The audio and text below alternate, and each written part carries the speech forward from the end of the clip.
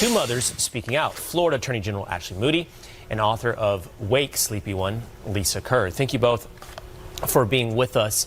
Ashley, I'd love to start with you, or actually let me come to you in just one moment about what exactly we can do about this problem. But first, let's define this problem if we can. Lisa, tell me what's going on with these children still having to cover their faces.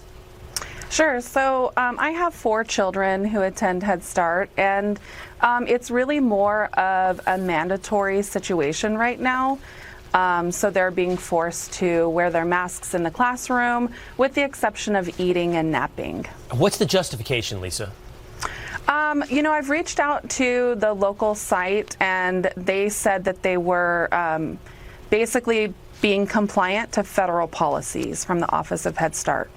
Office of Headstart federal policies. Ashley, let me share this with you. This is a statement. Headstart COVID-19 requirements will apply to over 1 million children and 225,000 staff members and teachers. That's to quantify this problem. I mentioned in the outset, not only do we know you as Florida's Attorney General, but you're a mother. So first, from your perspective as a mother, I mean, I can't imagine sending my kid to school today with his face covered. Well, that's why I was so passionate about pushing back on this in court. When I heard that young children, as young as 2 years old, would have to mask all day, even while outside, I told my team we have to be at the precipice of pushing back on this. We filed suit, not surprisingly, because it was unlawful and immoral at the time. The court gave an injunction.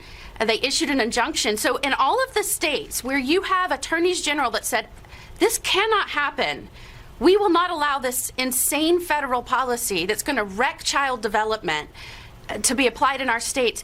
There's an injunction in place right now. In states where you don't have leadership, like in Florida with Governor DeSantis and me in court, you are left with this federal mandate out there that in Head Start programs, and remember what Head Start is. It's a federally funded early learning opportunity for low-income families, which primarily helps minority families. And those are pretty much the only children now that are having to mask all day, and those are exactly the children we need to be looking at faces while their teachers are speaking, understanding and how to communicate. So this injunction gets in place. I pushed back months later saying this is not fair to the rest of the children in this nation where they don't have leadership to push back on these insane policies. I led an effort by 22 states to seek the federal government say, yes, okay, this is an unlawful policy, we'll stop. Oh no. Today, they are still fighting us in court to say we want this policy in place. They're still filing pleadings, even though a judge has said this is unlawful. And even though now, not only is it unlawful, it's reprehensible to the well-being and opportunity for these young children from these communities. You can hear the passion in your voice, Ashley. Here's what they're saying, by the way, at the Department of Health and Human Services.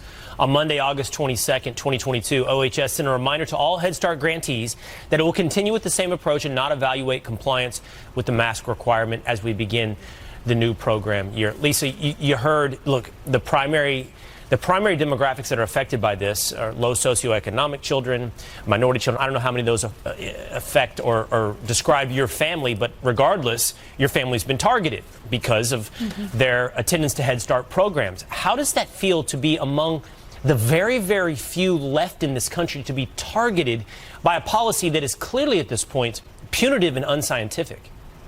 So it's interesting because I was actually a grant writer for the parent organization, which is how my children enrolled in Head Start in the first place.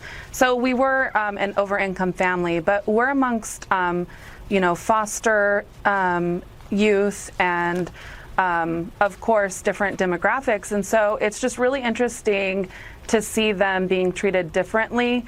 And truly, like, where does the parent go for feedback? That's been my main issue since they enrolled in November of last year, is why does it take legal action for something to be modified? I really just don't understand that. And we'll find out. Hopefully, we will be following along with Ashley. We will find out if legal action is going to, quite honestly, save these children. Thank you for your efforts, Attorney General Ashley Moody, and thank you for being on with us this morning, Lisa Kerr. Thank you. Sure. All right, coming up, we continue our coverage of King Charles III's accession to the throne. More on the new king's tribute to his late mother.